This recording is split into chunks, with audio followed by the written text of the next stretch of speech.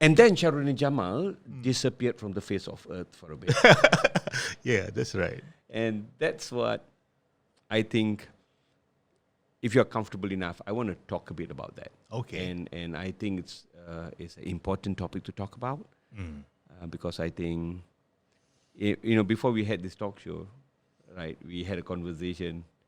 And so just to let everybody know, Shahrudin went through some mental challenges, and he's going to talk a bit about that. And I suggested to Shahrudin, probably he should come out again, do work to help the public, to address some of the issues about mental health. Right. And the title that I gave him was, I said, you should come up with a program entitled Inside the Mind of a Bipolar Man. So probably can talk a bit about that. Yes. Actually, at the height of my success, I encountered a very peculiar illness. The illness is called bipolar affective disorder, sorry. It's peculiar because you don't see these symptoms in a microscope because it's a mental illness. And I did not know I had the illness until it was too late. Someone had to tell you? No, they had to Discover him. they have to handcuff me.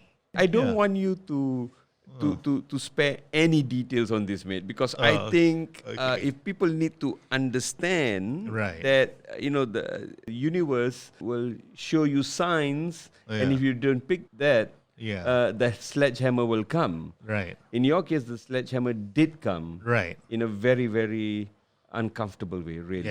Yes. So yeah. Okay, you want to hear the long version or the short? Give us the long version, man. We've got all day. Explain the handcuff story because I'm really interested. Okay. Yeah, he virgin handcuff. You can see the. Yeah.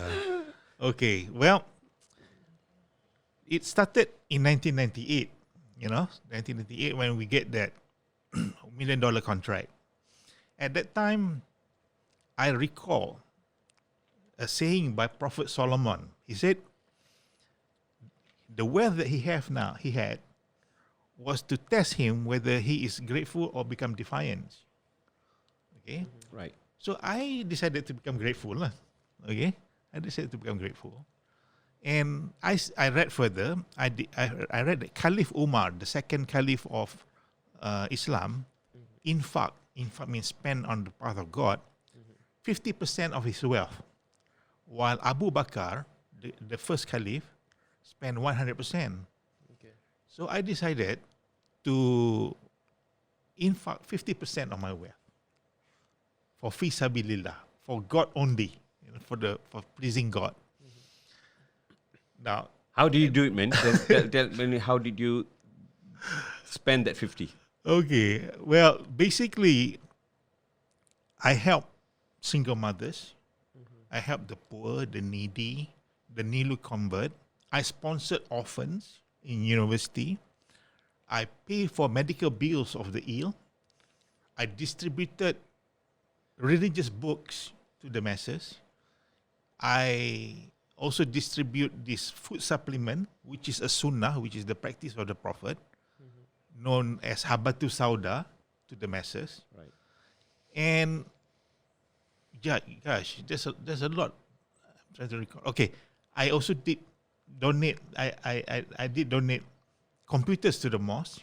So all these things, there's half of my wealth is a lot. So I did that. And along the way, I read about the works of Jalaluddin Rumi, Muhyiddin Al-Arabi. These are the famous Sufis, So I decided to become a wandering Sufi. Okay. So I told my partner at that time, I said, I want a 2-year sabbatical so that I can study Islam and so that I can go out and do all this charity work and God's work for 2 years, I said. Okay.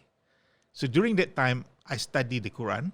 In the morning, I went and attend tafsir Tafsir is the translation of the Quran from Professor Dr. Abdul Hai of University Malaya.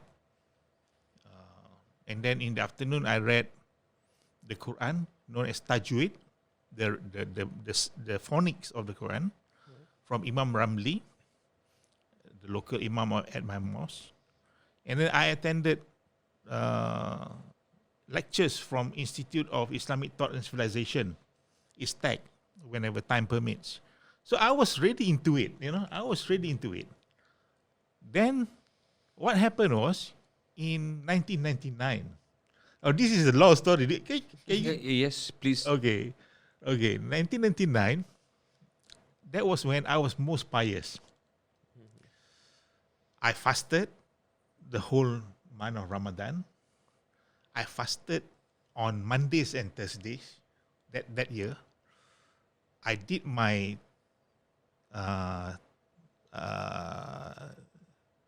what they call this Tarawih prayer, the prayer of Ramadan. I did my Tahajjud prayer, which is the night prayer. You wake up in the middle of the night to pray.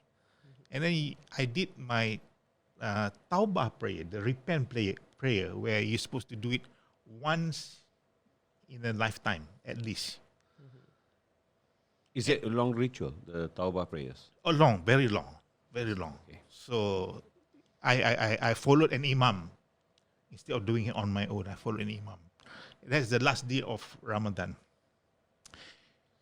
So during that time, what I did was, I don't know, now I look at it, it sounds crazy or funny to some people, but I said, dear God, make me the greatest, most loyal soldier. Wow. I said that because I said I want to be in the forefront of this effort, because I was so into it. I was so into the wandering Sufi stuff, the charity stuff and all that, You know what happened? What happened? After that, I encountered a very strange situation. I encountered, can I say it? Yes. Okay, can I say? Okay. I encountered dealing with Iblis. You know Iblis? Right. Iblis is not Satan. Satan is the head honcho. Right? Iblis is the minion. Yeah? Okay, so I had to deal with Iblis. And he was trying to take over my mind. So I became angry. And I look at things that are un-Islamic. I became angry also. Mm-hmm. So what happened was, I went up to Genting Highland and warned those people that gambling is not permissible.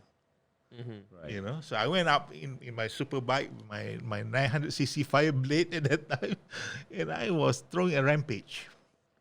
In the casino? Not in the casino, Before outside. they could go in. You stopped them. This is haram. Yeah. Right. But you went up there Yeah. together with a kukri, didn't you? No. No? No, that was an exaggeration. Oh, really? But I got some blades with me. Right. Yeah. Okay. So the mindset was the greatest, most loyal soldier, So I had to tell people that this is not permissible. So run this. Okay. Did you ride in your jubah? No, You did not. No. Because you were also known as the jubah fire blade rider at that particular time. Oh, really? Yeah. So we saw the changes at that particular time. Because I was riding a bike, you were riding a bike, So you went up to Genting, you parked your bike, and you started shouting out loud. Was that what you did? Yeah. At just outside the casino, maybe. No, I went to this apartment slightly at the lower end of the Genting Highland. Okay. It's not all the way to the casino. No. You didn't make it there. No. But it was a crazy time. It was a crazy time, and then they captured me. Yeah. And I was sent to Bentong Hospital. Yeah. I was sent to Bentong Hospital. I don't know what happened to the bike. Somebody took the bike back, I think one of my in-laws did that, And After that, they sent me to the general hospital. Yeah. I didn't know what happened. I didn't know what happened, and I think at that time you all also don't know what happened. Yes. So in the general hospital, they strapped me.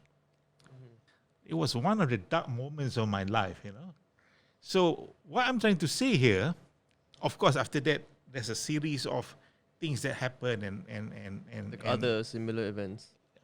Yeah, because I went through 6 psychosis phase, and they hospitalized me during that time. For the period of 15 years, I was battling Iblis until 2014.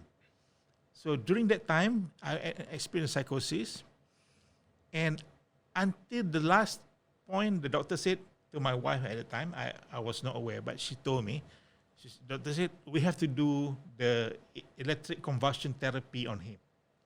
So that requires the signature of my wife. So we went through ECT, and basically ECT is rebooting my system.